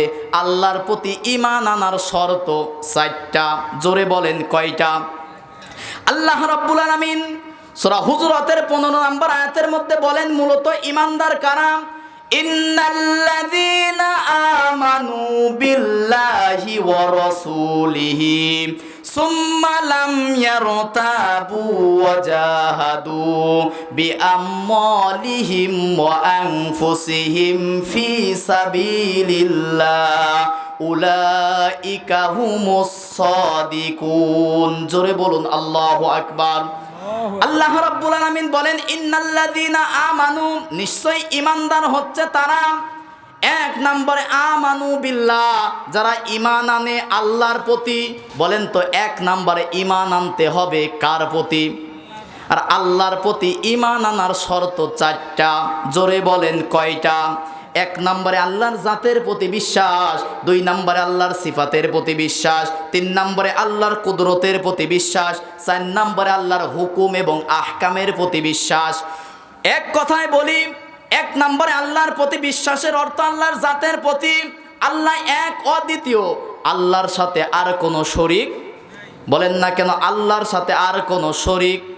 আল্লাহ পাক ছোট্ট একটা সূরা সূরা ইখলাসের মধ্যে পরিচয় দিয়ে বলেন, সবাই ঠোঁট মিলিয়ে বলুন, কুল হুয়াল্লাহু আহাদ আল্লাহুস সামাদ লাম ইয়ালিদ ওয়া লাম ইউলাদ ওয়া লাম ইয়াকুল লাহু কুফুয়ান আহাদ। জোরে বলুন আল্লাহু আকবার। আল্লাহ পাক বলেন কুল হুয়াল্লাহু আহাদ, হে নবী আপনি বলুন আল্লাহ এক অদ্বিতীয়, আল্লাহর সাথে আর কোনো শরীক, বলেন না কেন আল্লাহর সাথে কোনো শরীক। 2 নম্বরে আল্লাহর সিফাতের প্রতি বিশ্বাস। আল্লাহর যে নাম আছে, আল্লাহর একটা নাম ইয়া রাজ্জাক।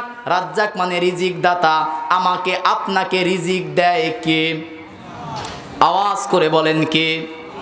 আমরা বলি গাভী আমাদের দুধ দেয়, কিন্তু একটাবার চিন্তা করে দেখলেন না, গাভীকে খাওয়ালাম কাঁচা ঘাস, গাভীকে খাওয়ালাম খ্যার, গাভীকে খাওয়ালাম খোল ভুসি, কিন্তু গাভীর ওলান থেকে একদিনও কোনো দিন খোলের দানা, একদিনও ভুসির দানা, একদিনও খ্যার বের হলো না। স্বচ্ছ সাদা ভিটামিন যুক্ত খাবার, ভিটামিন ক্যালোরি যুক্ত সাদা স্বচ্ছ দুধ যিনি বের করে দিলেন, গলার আওয়াজ দিয়ে বলেন তিনি কে? তার মানে রিজিক দাতা কে? একটু চিন্তা করবেন, কয় যে পুকুর আমাদের মাছ দেয়, গাভী আমাদের দুধ দেয়, মাঠ থেকে আমাদের ধান দেয়। ধান কি মাঠে হয়? যেদিন ধানের চারা দিয়েছিলেন প্রত্যেকটা ধান উল্টা দিক হয়ে পড়েছিল, হওয়ার কথা ছিল না। সেই ধান থেকে, একটা ধান থেকে 1000 পর্যন্ত দানা রিজিক তিনি দিয়েছেন, তিনি কে? তাহলে আমার আপনার রিজিক দাতা কে? তাহলে 1 নম্বরে আল্লাহ এক বিশ্বাস করা, 2 নম্বরে তার কুদরতের প্রতি, তার সিফাতের প্রতি বিশ্বাস করা, 3 নম্বরে আল্লাহর ক্ষমতা আছে না নাই? আল্লাহর কি ক্ষমতা? আসমানের দিকে তাকান, ছোট্ট একটা প্যান্ডেল করতে কত খুঁটে দিয়েছি, কিন্তু আকাশের কি কোনো খুঁটে আছে? বলেন না কেন? এই কুদরত, এই শক্তি একমাত্র কার? একটু বলেন না কেন কার?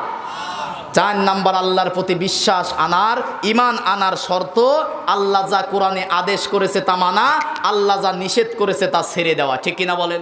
তাহলে আল্লাহর প্রতি ঈমান আমাদের আছে না নাই? এই 4টা বিশ্বাস রাখবো তো ইনশাল্লাহ। আসুন, যেহেতু আমি আর লম্বা চূড়া আলোচনা করতে পারবো না, মোটামুটি আর 30-40 মিনিট সময় আছে। এই কোরআন মানুষদেরকে 5 ভাগে ভাগ করেছে। জোরে বলেন কয় ভাগ? একটু মনোযোগ দিয়ে শোনেন ভাই, একটু গুছিয়ে নিলাম। কোরআন মানুষদেরকে 5টা ভাগ করেছে। গোটা পৃথিবীতে বর্তমানে মানুষ আছে 800 কোটি। কথা বলেন কয়শো কোটি? 800 কোটি মানুষ আছে। হিন্দু, বৌদ্ধ, খ্রিস্টান, ইহুদি, নাসারা, ডোম, মুসি, সারাল, যাই বলেন না কেন, সকল মানুষ পৃথিবীতে 800 কোটি। কয়শো কোটি? এই 800 কোটি মানুষের মধ্যে মুসলমান হচ্ছে 200 কোটি। কয়শো কোটি?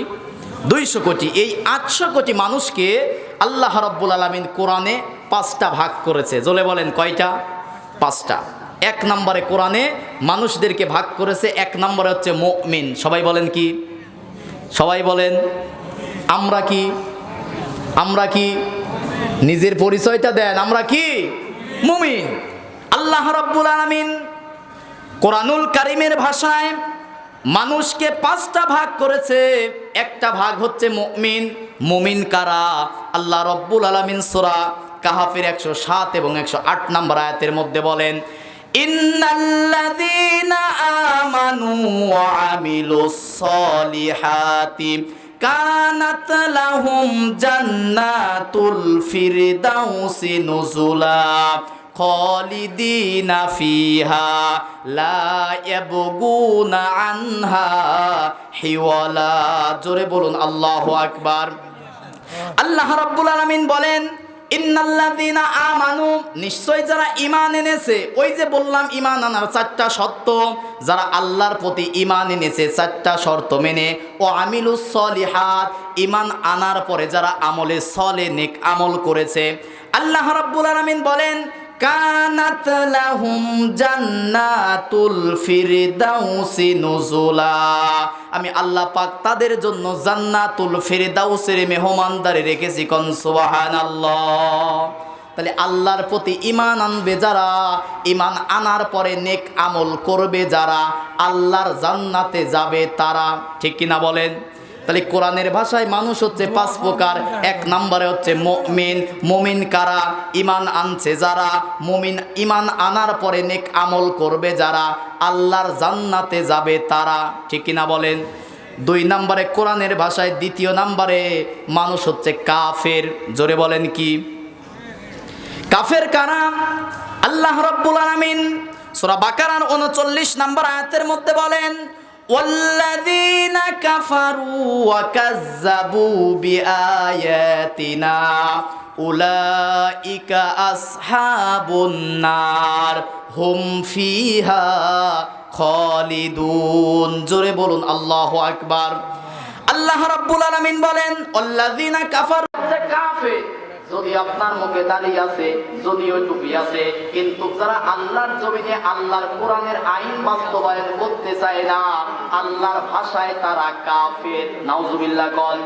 আল্লাহ রাব্বুল আলামিন সূরা মাইদার 44 নম্বর আয়াতের মধ্যে বলেন, ওমান লাম ইয়াহকুম বিমা আনজালাল্লাহু ফাউলাইকা হুমুল কাফিরুন। জোরে বলুন আল্লাহু আকবার।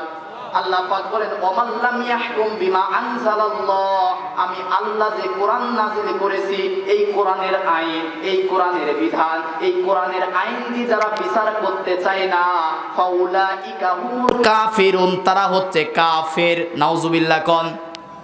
আল্লাহ রাব্বুল আলামিন এবার 45 নম্বর আয়াতের মধ্যে বলেন, ওমান লাম ইয়াহকুম বিমা আনজালাল্লাহু ফাউলাইকা হুমুজ জালিমুন। জোরে বলুন আল্লাহু আকবার।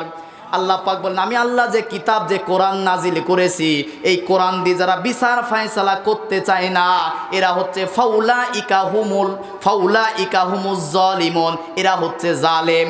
একই সূরার 47 নম্বর আয়াতের মধ্যে আল্লাহ পাক আরো বলেন, ওমান লাম ইয়াহকুম বিমা আনজালাল্লাহু ফাউলাইকা হুমুল ফাসিকুন। জোরে বলুন আল্লাহু আকবার। আল্লাহ রাব্বুল আলামিন বলেন, ওমান লাম ইয়াহকুম বিমা আনজালাল্লাহ, আমি আল্লাহ রাব্বুল আলামিন যে কিতাব, যে কোরআনটা নাজিল করেছি, সবাই একটু আওয়াজ করে বলবেন, এ কোরআন নাজিল করেছে কে? বলেন, এ কোরআন নাজিল করেছে কে? আল্লাহ পাক বলেন, আমি আল্লাহ যে কোরআন নাজিল করেছি, এই কোরআনের বিচার যারা মানবে না, এই কোরআনের বিচার ফায়সালা যারা করবে না, ফাউলাইকা হুমুল ফাসিকুন, এই মানুষগুলো হচ্ছে ফাসিক। নাউজুবিল্লাহ কোন। আল্লাহ পাক যারা বললেন যে যারা কোরআনের বিচার ব্যবস্থা মানবে না, এরা কাফের, এরা জালেম, এরা ফাসিক, ফতোয়াকার। বলেন না কেন ফতোয়াকার? আল্লাহ রাব্বুল আলামিন সূরা নিসার 105 নম্বর আয়াতের মধ্যে বলেন, ইন্না আনজালনা ইলাইকাল কিতাবা বিল হাক্কি বিমা আরাকাল্লাহ। জোরে বলুন আল্লাহু আকবার। আল্লাহ রাব্বুল আলামিন বলেন, ইন্না আনজালনা ইলাইকাল কিতাবা বিল হক, এই কিতাবটা আমি সত্য সহকারে নাজিল করেছি। কি জন্য? তাবিজ লেখার জন্য, ঝাড়ফুঁক করার জন্য। আল্লাহ পাক বলেন এই কিতাব, এই কোরআনটা নাজিল করেছি বিমা আরাকাল্লাহ, মানুষের মধ্যে যখন তোমরা বিচার ফায়সালা করবে তখন তোমরা আল্লাহর কোরআন, আল্লাহর আইন দিয়ে বিচার ফায়সালা করবে, ঠিক কিনা? আল্লাহর কোরআনের বিচার আপনারা চান কিনা? বলেন না কেন? গত বছর এই যেদিন এখানে মাহফিল হয়, একটা মেয়েকে ধর্ষণ করে হত্যা করা হয়েছিল। কথা বলেন না কেন? সেদিন মাহফিল ছিল না এখানে। পরের দিন 11টার দিক পাওয়া গেল, সাইদুল ভাই এসে আমাকে এলান দিতে বলেছিল, চিলিপ লিখেছিল, মেয়ের কথা বললাম, পরের দিন ধর্ষণ করে লাশ পাওয়া গেল। আজ থেকে 8 মাস আগে মাগুরায় আসিয়া নামক একটা মেয়েকে ধর্ষণ করে হসপিটালে 3 দিন থাকার পরে মারা গেল। 3 জন ব্যক্তিকে ধরা পড়ল, তাদের জেল হয়েছিল। গোটা বাংলাদেশে আসিয়ার ধর্ষণের প্রতিবাদে চাটমোহরের মতো শহরেও প্রতিবাদ মিছিল হয়েছিল। আপনারা কি জানেন হয়েছিল কিনা বলেন? প্রতিবাদ মিছিল আমি নিজেও সশরীরে সেখানে দাঁড়িয়ে করেছিলাম। দেখুন, বাংলাদেশে মানুষের আইন থাকলে কি হয়। ওই মেয়েকে তার আত্মীয় স্বজন 3 জন ধর্ষণ করলো, সাক্ষী প্রমাণে প্রমাণিত হলো, ধরা পড়ল, জেলখানায় গেল। জেলখানায় যাওয়ার পরে জামিনে মুক্তি পেয়ে বাংলাদেশে উন্মুক্তভাবে ঘুরতেছে। আর ধর্ষণ হয়ে 8 বছরের আসিয়া এখন কবরে ঘুমিয়ে আছে। দেশে মানুষের তৈরি আইন থাকার কারণে আমার শিশু ধর্ষিতা বোন হত্যা হয়ে কবরে ঘুমিয়ে থাকে, আর অপরাধীরা প্রকাশ্যে ঘুরে বেড়ায়। ওই দেশের মানুষের বানানো আইনের মুখে আমরা লাথি মারি, ঠিক কিনা বলেন? সাক্ষী প্রমাণে ধরা পড়ার পরেও যার বিচার হলো না, দলীয়করণ করে, স্বজনপ্রীতি করে যারা আইনের মধ্যে ফাঁকর দেখাতে চায়, এরা কোনোদিন মুসলমান হতে পারে না, ঠিক কিনা বলেন? এই জন্য মানুষের তৈরি করা আইনের মুখে লাথি দিয়ে আল্লাহর কোরআনের আইন বাস্তবায়ন করতে হবে, ঠিক কিনা বলেন? খলিফাতুল মুসলিমিন আমিরুল মুমিনিন হযরত ওমর রাদিয়াল্লাহু তাআলা আনহু, তিনি যখন প্রধানমন্ত্রী, রাষ্ট্র ব্যবস্থার খলিফা, এরকম বাংলাদেশের মতো 56,000 বর্গ মাইলের বাংলাদেশ নয়, গোটা পৃথিবীর অর্ধেক পৃথিবীর খলিফা ছিলেন হযরত ওমর। আল্লাহু আকবার কন। ওমরের দেশের সংবিধান ছিল কি? বলেন, ওমরের বিচার ব্যবস্থার কিতাব ছিল কি? হযরত ওমর একদিন বসে আছে, একজন বৃদ্ধা মহিলা ওমরের কাছে এসে বলতেছে, খলিফা, আমিরুল মুমিনিন, খলিফাতুল মুসলিমিন হযরত ওমর, আপনার সন্তান গতকাল রাতে পাহাড়ের মধ্যে গিয়ে মদ পান করার পরে আমার মেয়েকে ধর্ষণ করেছে। নাউজুবিল্লাহ কন। কার বিরুদ্ধে বলতেছে? আপন সন্তানের বিরুদ্ধে। কার বিরুদ্ধে বলতেছে? একটু মনোযোগ দিয়ে শুনুন। হযরত ওমর রাদিয়াল্লাহু তাআলা আনহু ঘরের মধ্যে গেলেন, বৃদ্ধা মহিলাকে বললেন, মা আপনি দাঁড়ান, আমি আসতেছি। সন্তানের কাছে গিয়ে বলতেছে, সন্তান, একজন বৃদ্ধা মহিলা এসে বলতেছে তুমি নাকি কালকে ধর্ষণ করেছো। তার সন্তান বলতেছে যে আব্বা, বন্ধুদের সাথে মদ পান করার কারণে, মাতাল হয়ে যাওয়ার কারণে ভুল করে ফেলেছি, মাফ করে দাও। তার স্ত্রী এসে বলতেছে, ওমর আপনার যে টাকা পয়সা আছে তাকে দিয়ে দেন, মানুষ চলে যাক। কিন্তু হযরত ওমর বলতেছে, সন্তান তুমি খাবার খেয়ে নাও, জুমার নামাজের পরে তোমার বিচার হবে। আল্লাহু আকবার কন। কার বিচার? প্রধানমন্ত্রীর ছেলের বিচার। কার বিচার? হযরত ওমরের ছেলের বিচার। কাজীকে ডাক দিয়ে বলতেছে, কাজী শোনো, কালকে জুমার নামাজের পরে যে ব্যক্তির বিচার হবে সে কিন্তু সাধারণ ব্যক্তি নয়, সে এই দেশের প্রধানমন্ত্রীর ছেলে, হযরত ওমরের ছেলে। এখন কাজী যে বিচারপতি, সে ভয়ে কাঁপতেছে।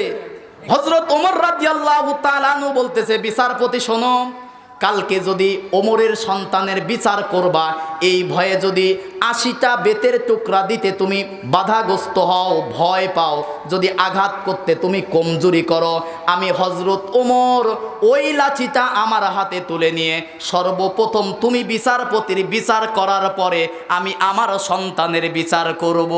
আল্লাহু আকবার। নিজের লুৎফর আলী সাহেব 500 টাকা দান করেছে, সকলে বলি মারহাবা, লিল্লাহে তাকবীর। পোলেনপুর থেকে এসে 500 টাকা দান করেছে, আল্লাহ কবুল করুক, সকলেই বলি আল্লাহুম্মা আমিন। এখন বিচার শুরু হয়ে গেছে। কার বিচার হচ্ছে? প্রধানমন্ত্রীর ছেলের বিচার। আমার দেশে যদি হতো এই মামলাই তো কোর্টে নেওয়া হতো না, ঠিক কিনা বলেন?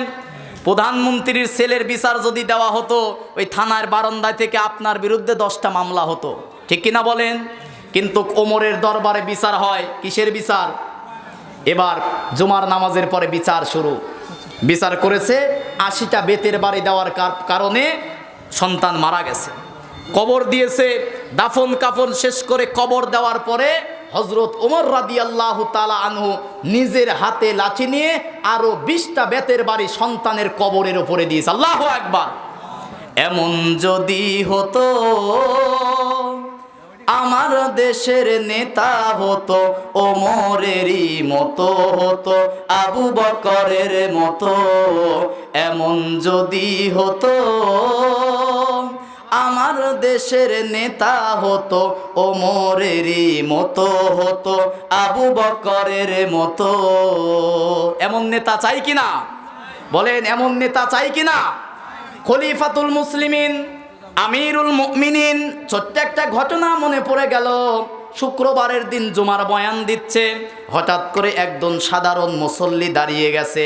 সাধারণ মুসল্লি দাঁড়িয়ে বলতেছে, আমিরুল মুমিনিন, আমাদের প্রধানমন্ত্রী হযরত ওমর, আপনি বক্তব্য থামান, আপনার বক্তব্য শুনব না। কাকে বলতেছে? ওমরকে, ওই দেশের প্রধানমন্ত্রী। ওমরকে প্রধানমন্ত্রী হবে যে মসজিদের ইমাম হবে। কথা বলেন না কেন? আমার নবীজি প্রধানমন্ত্রী ছিল, মসজিদে নববীতে তিনি 10 বছর ইমামতি করেছে। ওই মসজিদ থেকে আল্লাহর রাসূল রাষ্ট্র পরিচালনা করেছে, ঠিক কিনা বলেন? হযরত ওমর ছিল প্রধানমন্ত্রী, ওই দেশের জাতীয় মসজিদের ইমাম ছিল তিনি। আল্লাহু আকবার। কিন্তু বিগত সময় যে প্রধানমন্ত্রী ছিল, ওর পিছনেতে ইক্তেদা করাই জায়েজ ছিল না, ঠিক কিনা বলেন? এই জন্য আমরা আগামীতে আর নারী নেতৃত্ব দেখতে চাই না। আমাদের দেশের এবার নেতৃত্ব দেবে আলেম ওলামা, যারা মসজিদে ইমামতি করতে পারবে, এরাই আমাদের আগামীর নেতা হবে, ঠিক কিনা বলেন? আমরা কোনো আর দাড়ি কাটা, বিড়ি খাওয়া, সিগারেট খাওয়া, টেন্ডারবাজ, সাদাবাজ, দুর্নীতিবাজ নেতা দেখতে চাই না। আমরা সৎ নির্ভীক কোরআনের খাদেমদেরকে এবার আল্লাহর সংসদে পাঠাতে চাই, ঠিক কিনা বলেন? কারণ আল্লামা সাইদি যে কোরআন নিয়ে সংসদে গিয়েছিল, সেখানে গিয়ে তিনি নাহমাদুহু ওয়া নুসাল্লি আলা রাসূলিহিল কারীম বলে বাংলাদেশের মানুষদেরকে কোরআনের আইন বাস্তবায়নের কথা বলেছিল, ঠিক কিনা বলেন? 96% মুসলমানের দেশে সংবিধান যদি হয় আল্লাহর কোরআন, হযরত ওমর যেভাবে দেশের মধ্যে শান্তি নিয়ে এসেছিল, আমার বাংলাদেশে আবার শান্তি ফিরে আসবে, ঠিক কিনা বলেন? বাংলাদেশের মানুষের এখন একটাই কথা, দেশে আমরা শান্তি চাই। কি চাই বলেন না কেন? একে একে শেষ করেছি, সবার দেখা হইল শেষ, আস্তে আস্তে গুল্লায় গেল আমার সোনার বাংলাদেশ, ঠিক কিনা বলেন? একে একে শেষ করেছি, সবার দেখা হইল শেষ, আস্তে আস্তে গুল্লায় গেল আমার সোনার বাংলাদেশ, ঠিক কিনা? নেতাদের সবই হয়, কিন্তু জনগণের কপাল যে ফাটা, ওই ফাটাই থাকে, ঠিক কিনা বলেন? এই জন্য বাংলাদেশ থেকে আমার যুবক তরুণরা যে ফ্যাসিস্ট মুক্ত, স্বৈরাচার মুক্ত, জালেম মুক্ত বাংলাদেশ উপহার দিয়েছে, আবার যদি ন্যায় এবং ইনসাফ মুক্ত আমরা বাংলাদেশ করতে চাই, ন্যায় যদি সমাজের মধ্যে প্রতিষ্ঠা করতে চাই, আল্লাহর কোরআনের রাজ কায়েম ছাড়া আর কোনো রাস্তা খোলা নাই, ঠিক কিনা বলেন? বিশ্ববিদ্যালয়গুলো দেখেন নাই, মুরব্বী বাবারা কি শিক্ষা দিচ্ছে আপনার যুবক সন্তানেরা? কোন নেতৃত্ব বেছে নিতে হবে, জবাব দেওয়ার পরে আপনি খুতবা দিয়ে ইমামতি করবেন। হযরত ওমর দাঁড়িয়ে গেলেন, বৃদ্ধকে ডেকে বললেন, বাবা আপনার প্রশ্ন কি বলেন? সাধারণ মুসল্লি বলতেছে, হযরত ওমর, আপনার গায়ে যে জুব্বাটা দেখতেছে, এই জুব্বাটা তো এত বড় হওয়ার কথা না। জুব্বার মধ্যে আপনার সরকারি সিল আছে কাপড়ের মধ্যে, আমার গায়েও যে জুব্বাটা দেখতেছেন এটাও সেই সরকারি কাপড়। আমার জুব্বার হাতা ছোট, ঝুল ছোট, আর আপনি ওমর কত লম্বা মানুষ, আপনার জুব্বার হাতা বড়, ঝুল বড়। আপনি কোথায় পেলেন এই জুব্বার কাপড় বলেন? কারে বলতেছে? প্রধানমন্ত্রী ওমর না প্রধানমন্ত্রী। এখন যদি গ্রামের কোনো পাতি নেতা, মেম্বার চেয়ারম্যান লাগবে না, নেতার সাথে ঘোরে, এমনকে যদি বলেন তুই এই কাজ করছি নাকি, পিঠের চামড়া থাকবে। কথা বলেন না কেন? নেতা হওয়া লাগবে না, নেতার সাথে যে পাতি থাকে ওদের গরমই আলাদা, ঠিক কিনা বলেন? হুজুরের সাথে যদি থাকেন, আপনি হবেন হুজুরের খাদেম বা সাগরেদ। কোনো পীরের সাথে যদি থাকেন আপনি হবেন পীরের মুরিদ, কোনো দোকানে যদি আপনি কাজ করেন আপনি হবেন সেই দোকানের কর্মচারী, আর আপনি যদি নেতার পিছনে ঘোরেন আপনি হবেন সাইমসে। কথা বলেন না কেন? আমার অবাক লাগে, আফসোস লাগে, আমার দেশের যুবকেরা নেতার পিছনে রাতের পর রাত ঘুরে পড়াশোনা বাদ দিয়ে নেতার পিছনে সাইমসাগিরি করে, আর নেতার সন্তানেরা বিদেশে পড়াশোনা করে এসে নেতা হয়। কথা বলেন না কেন? এই জন্য আমি যুবক মানুষ, আমার যুবক তরুণ ভাইদেরকে বলতে চাই, এই দুনিয়াদার, বিড়িখোর, সিগারেটখোর, গাঁজাখোর, টেন্ডারবাজ, সাদাবাজ নেতার পিছনে না ঘুরে তোমার যৌবন, তোমার তারুণ্য যে আল্লাহ দিয়েছে, সেই আল্লাহর জমিনে আল্লাহর দিন প্রতিষ্ঠার জন্য তোমাকে স্লোগান দিতে হবে। ঠিক কিনা বলেন? এই জন্য আমার যুবক তরুণ ভাইদেরকে কোরআনের কাছে আসতে হবে, ইসলাম বুঝতে হবে, ইসলাম মানতে হবে। ঠিক কিনা বলেন? এই জন্য যুবকদেরকে অনুরোধ করব, রাতের পর রাত জেগে নির্বাচনকে কেন্দ্র করে পড়াশোনা বাদ দিয়ে জীবন যৌবন নষ্ট করো না। প্রত্যেকটা নেতার সন্তানেরা বিদেশে পড়াশোনা করে এসে নেতা হয়, আর আমার দেশের সন্তানেরা রাতের পর রাত ঘুরে বেরিয়ে পড়াশোনা বাদ দিয়ে জীবন যৌবন ক্যারিয়ার নষ্ট করে। ঠিক কিনা বলেন? সন্তানদেরকে সতর্ক করবেন, এগুলো বাদ দেন। আগামীর নেতৃত্ব কোরআনের নেতৃত্ব হবে, আগামীর দেশ হবে কোরআনের বাংলাদেশ। ঠিক কিনা বলেন? এই কথা বলার পরে অনেকে বলে যে হুজুর এই রাজনীতি আর করেন না। আচ্ছা বলেন, আমি মুসলমান, আপনারা মুসলমান, মুসলমান যারা হুকুম মানবে কার? বলেন না কেন? আমি মুসলমান, হুকুম মানবো আল্লাহর, এই কথাগুলো কি ভাই রাজনীতি? বলেন না কেন? এই কথা কি ভাই দলীয় কথা নাকি?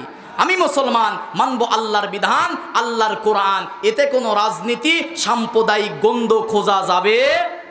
যেহেতু সময় খুবই অল্প, হযরত ওমর এবার বলতেছে আমি জবাব দেব না, যদিও আমার মধ্যে 2টা জুব্বার সিট আছে, কিন্তু সরকারি কোষাগার থেকে জুব্বার সিট পেয়েছি মাত্র 1টা। আজকে জবাব দেবে আমার সন্তান আব্দুল্লাহ। জুমার নামাজ শেষ করার পরে তার সন্তান আব্দুল্লাহ দাঁড়িয়ে বলে, ওই বৃদ্ধ বাবা, আমার বাবার বিরুদ্ধে যে আপনি যে কথাটা বলেছেন, ওই জুব্বার কাপড় ছিল 1টা, কিন্তু আমার বাবার সাথে মিশর থেকে, শাম থেকে, জেরুজালেম থেকে, বসরা থেকে প্রধানমন্ত্রী হওয়ার কারণে বিভিন্ন জায়গা থেকে লোকজন দেখা করতে আসে, ছোট্ট কাপড় পরে থাকে, এই কারণে আমার কাছে নিজের কাছে খারাপ লেগেছে। আমি সন্তান আব্দুল্লাহর জুব্বার সিটটা বাবাকে দিয়ে দিয়েছি। আমার বাবা 2টা সিট নিয়ে বড় করে জুব্বা বানিয়েছে। কোন সুবহানাল্লাহ। এরকম জবাবদিহিতা, এরকম নেতা হতে হবে যে আপনি এই টাকা কোথায় পেলেন? 1 বছরের মেম্বার 3 বিঘা জমি কেনে, আছে না নাই? এমপি মন্ত্রীর কথা কি বলবো? ব্রিজ, কালভার্ট, রাস্তাঘাট খাইতে খাইতে বিদেশে তারা বেগম পাড়া বানিয়েছে। ঠিক কিনা বলেন? এই চোরগুলো যদি আমার দেশের টাকা দেশে রাখতো, দেশটা পঙ্গু হতো না। এই জন্য এই দেশে এক গ্রুপ বলে যে ভারতের দালাল, আর এক গ্রুপ বলে যে পাকিস্তানের দালাল। তা আমার কথা, এদেশে বাংলাদেশের দালাল হবে কবে? এবার আমরা আর পাকিস্তান আর ভারতের দালাল হতে চাই না, এবার আমরা বাংলাদেশের দালাল হতে চাই। বাংলাদেশটাকে পৃথিবীর মানচিত্রে একটা মুসলিম দেশ, ন্যায় এবং ইনসাফের দেশ যদি গড়তে চাই, আল্লাহর কোরআনের শাসন এবার বাস্তবায়ন করতে হবে। ঠিক কিনা বলেন? দেশ বাবা চালালে কেমন চলে দেখেছি। কি আপনারা কি রাগ করতেছেন নাকি? বাস্তবতার সাথে কথাগুলোর মিল আছে না নাই? দেশ বাবা চালালে কেমন চলে মুরব্বীরা দেখেছে, স্বামী চালালে কেমন চলে দেখেছে, ম্যাডাম চালালে কেমন চলে দেখেছে, জননী চালালে কেমন চলে দেখেছে, চাচা চালালে কেমন চলে দেখেছে। একটাবার শুধু দেখতে চাই আল্লাহর কোরআন দিয়ে দেশ চললে কেমন চলে, এবার মুসলমান দেখতে চাই। ঠিক কিনা বলেন? এবার সংসদ হবে কোরআনের সংসদ, ইনশাল্লাহ বলেন। আল্লাহ পাক যেন বাংলাদেশটা ইসলামের জন্য, কোরআনের জন্য কবুল করে, সকলেই বলি আল্লাহুম্মা আমিন। তাহলে কোরআনের ভাষায় মানুষ কয় প্রকার মনে নাই আপনাদের? কয় প্রকার? 1 নম্বরে মুমিন, 1 নম্বরে কি? 2 নম্বরে কাফের। বলেন 2 নম্বরে কাফের কারা? আল্লাহর আইন মানে না যারা, কাফের তারা। ঠিক কিনা বলেন? আল্লাহ রাব্বুল আলামিন সূরা নিসার 56 নম্বর আয়াতের মধ্যে বলেন, ইন্নাল্লাযীনা কাফারু বিআয়াতিনা সাউফা নুসলিহিম নারা কুল্লামা নাদিজাত জুলুদুহুম বাদদালনাহুম জুলুদান গায়রাহা লিয়াযুকুল আযাব ইন্নাল্লাহা কানা আজিজান হাকীমা। জোরে বলুন আল্লাহু আকবার। আল্লাহ রাব্বুল আলামিন বলেন, ইন্নাল্লাযীনা কাফারু বিআয়াতিনা, নিশ্চয় যারা কোরআনের আয়াতকে অস্বীকার করে কাফের হবে যারা, সাউফা নুসলিহিম নারা, অচিরেই তাদেরকে প্রবেশ করানো হবে জাহান্নামে। তাহলে কাফের যারা কোথায় যাবে? তারা জাহান্নামে যাওয়ার পরে কি হবে? কুল্লামা নাদিজাত জুলুদুহুম, জাহান্নামের আগুনের কারণে তাদের শরীরের রক্ত মাংস চর্বিগুলো খসে পড়ে যাবে আগুনের তাপে। বাদদালনাহুম জুলুদান গায়রাহা, এবং তাদের এই চামড়াগুলো বারবার পরিবর্তন করে দেওয়া হবে। লিয়াজুকুল আযাব, এই কারণে পরিবর্তন করে দেওয়া হবে যেন একের পর এক তারা আযাব ভোগ করতে পারে। তাহলে কোরআনের আয়াত অস্বীকার করে যারা, কাফের তারা, কাফের যারা জাহান্নামে যাবে। তাহলে কোরআনের ভাষায় মানুষ কয় প্রকার? 1 নম্বরে মুমিন, 2 নম্বরে কাফের, 3 নম্বর হচ্ছে মুশরিক। জোরে বলেন কি? আল্লাহ রাব্বুল আলামিন বলেন মুশরিক কারা? আল্লাহর সাথে শরীক স্থাপন করে যারা, মুশরিক তারা। এবার বলেন তো আমাকে আপনাকে সৃষ্টি করেছে কে? আমার এই কপাল একমাত্র নত হবে কার কাছে? বলেন না কেন, কার কাছে?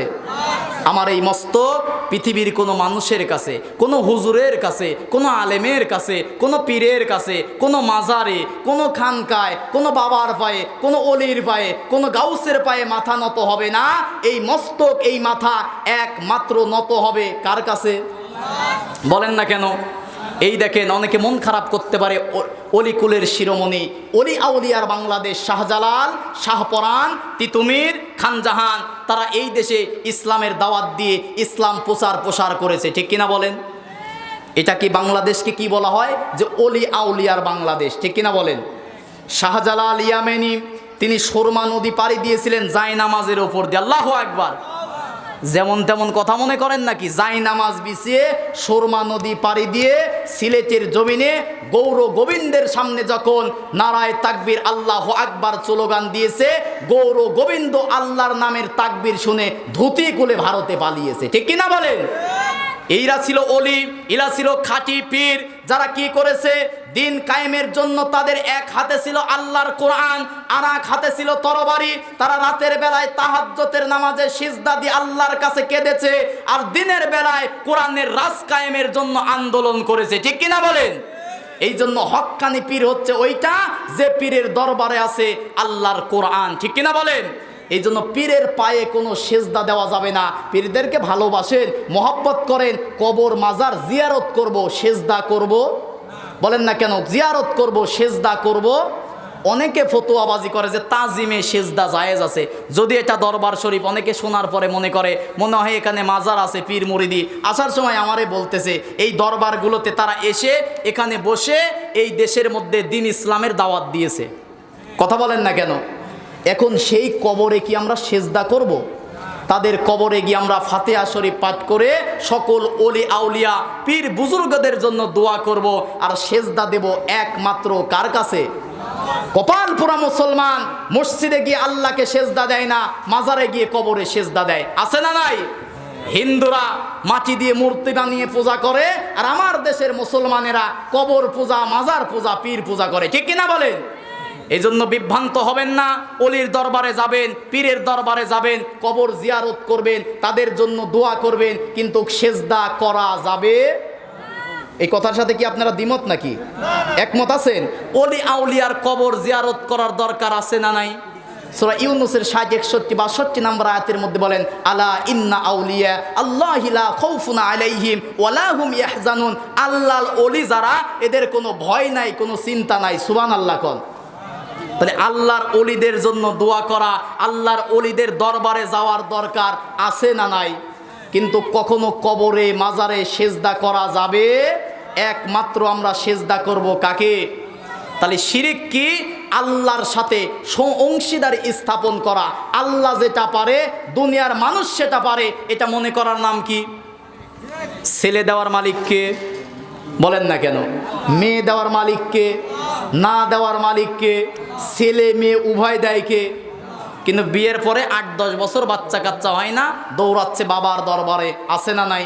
তো বাবার দরবারে দৌড়ালে কি বাচ্চা কাচ্চা হয় নাকি? স্বামী আর স্ত্রী বসে তাহাজ্জুদের নামাজ পড়ে আল্লাহর কাছে নেক সন্তান চান। রব্বানা হাবলানা মিন আজওয়াজিনা ওয়া যুররিয়াতিনা কুররাতা আয়ুনি ওয়াজআলনা লিল মুত্তাকিনা ইমামা। ইব্রাহিম নবী যে দোয়া করেছিল, রব্বি জাআলনি মুকিমাস সলাতি ওয়া মিন যুররিয়াতি রব্বানা ওয়া তাকাব্বাল দুআ। স্বামী আর স্ত্রী তাহাজ্জুদ পড়ে আল্লাহর কাছে চাইলে আল্লাহ দিতে পারে কিনা? তাহলে একমাত্র ক্ষমতার মালিককে, আইনদাতাকে, বিধানদাতাকে। দুনিয়াতে যারা আল্লাহর আইন মানে না, এরা নামে মুসলমান হলেও এরা হচ্ছে মুশরিক। ঠিক কিনা বলেন? তাহলে মুশরিক কারা? আল্লাহর সাথে অংশীদারি স্থাপন করবে যারা মুশরিক তারা। এক কথায় বলেন, ক্ষমতার উৎসকে অনেকে নির্বাচনের আগে বলবে ক্ষমতার উৎস জনগণ, আছে না নাই? আচ্ছা বলেন তো, ক্ষমতায় দেওয়ার একচ্ছত্র মালিক কে? বলেন না কেন, ক্ষমতা দেওয়ার একচ্ছত্র মালিক কে? আমাকে আপনাকে জীবন দিয়ে বাঁচিয়ে রেখেছে কে? মরার পরে ফিরে যাব কার কাছে? তাহলে জীবন দশায় সেই আল্লাহর হুকুম, সেই আল্লাহর বিধান মানার দরকার আছে না নাই?